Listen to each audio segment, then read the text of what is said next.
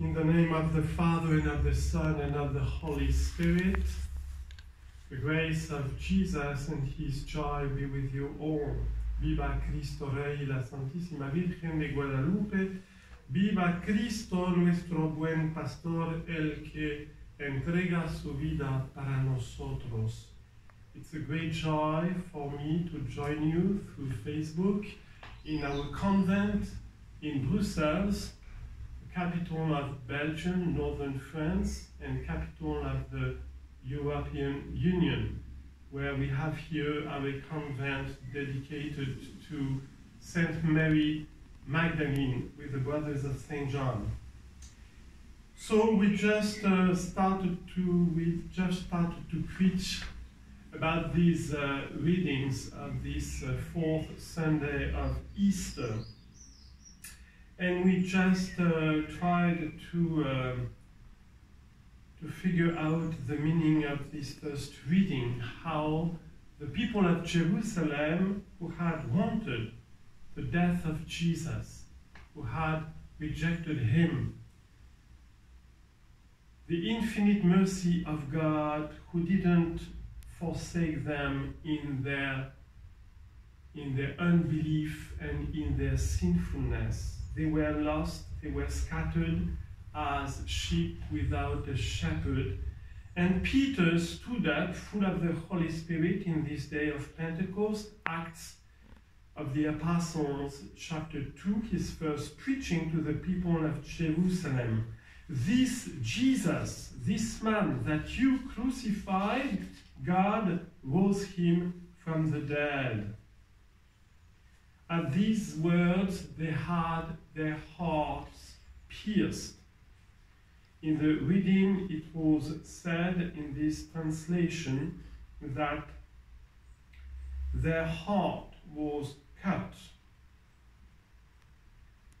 They had their heart pierced, their heart of stones because of their sinfulness, their refusal to believe. Suddenly, they were struck, they were changed by the power of the Holy Spirit.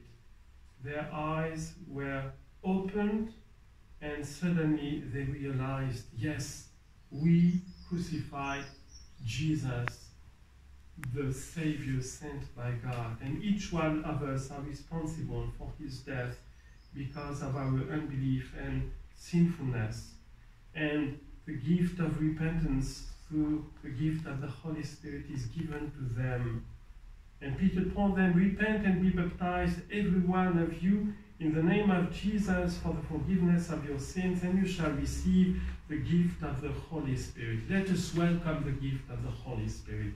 All this Easter time is a longing for the Holy Spirit with Our Lady, with the Saint Mary Magdalene, the holy women, and the apostles. And all the church had to long for the coming down of the Holy Spirit, our renewal in faith, in grace, the new birth that is given freely for each one of us at any time, especially now, today, when you are listening to me. Let us pray the Holy Spirit just a few instants now. Come down, Holy Spirit, have mercy on us. We are scattered sheep without a shepherd, especially in this time of trial, in this time of pandemic. We have lost our securities, and we need you, oh God. We need your mercy to be renewed, to convert our hearts from sinfulness and to choose you again in truth, in love, in faithfulness. Amen. Cette lecture que nous avons entendue de l'Évangile, c'est la première partie de ce merveilleux enseignement de Jésus sur le mystère de sa grâce, de ce qu'il veut être pour nous. C'est le chapitre du bon berger. Nous avons entendu la première partie, les 10 premiers versets. Et Jésus commence d'abord par dire « Amen, Amen, je vous le dis ». Pourquoi Jésus répète par 2 fois « Amen » ce mot dont la racine hébraïque signifie la certitude, le fondement inébranlable de la foi, le rocher de la foi qu'est Dieu pour nous. en qui nous mettons toute notre espérance. Et si Jésus dit à 2 reprises « Amen, Amen », c'est pour à la fois manifester son autorité divine, la vérité de sa divinité et la vérité de son humanité. Je vous le dis, celui qui entre dans l'enclos des brebis sans passer par la porte, mais qui escalade par un autre endroit, celui-là est un voleur et un bandit. Qui est le bandit, le brigand, l'homicide, le voleur, celui qui voudrait voler nos âmes, les soustraire à la grâce de Dieu? C'est bien sûr le démon, c'est le prince du mensonge, c'est Satan, celui qui est révolté contre le plan de Dieu et qui veut entraîner l'humanité dans la désobéissance à l'égard de Dieu, dans le mépris de ses commandements, ce que nous voyons à travers toutes les législations modernes de nos sociétés contemporaines. Et ce temps d'épreuve est un temps de grâce pour la repentance, pour revenir à la vérité de l'enseignement de Dieu. Celui qui entre par la porte, c'est le pasteur, le berger des brebis. Le portier lui ouvre et les brebis écoutent sa voix. Qu'est-ce que c'est qu'un berger? Qu'est-ce que c'est que des brebis? Les brebis, c'est un animal qui est tellement vulnérable. La brebis n'a pas de cornes, elle n'a pas de croc, elle n'a rien pour se défendre. C'est un animal paisible, un animal grégaire, on sait bien, d'où l'expression en français. Et la brebis, elle est totalement relative à la garde, à la surveillance, à la protection, à l'intelligence du berger. Le berger doit les protéger des loups, des brigands, des voleurs. Et le berger doit les conduire aux sources vives pour les désaltérer. Le rôle du berger, c'est de les conduire au vert pâturage.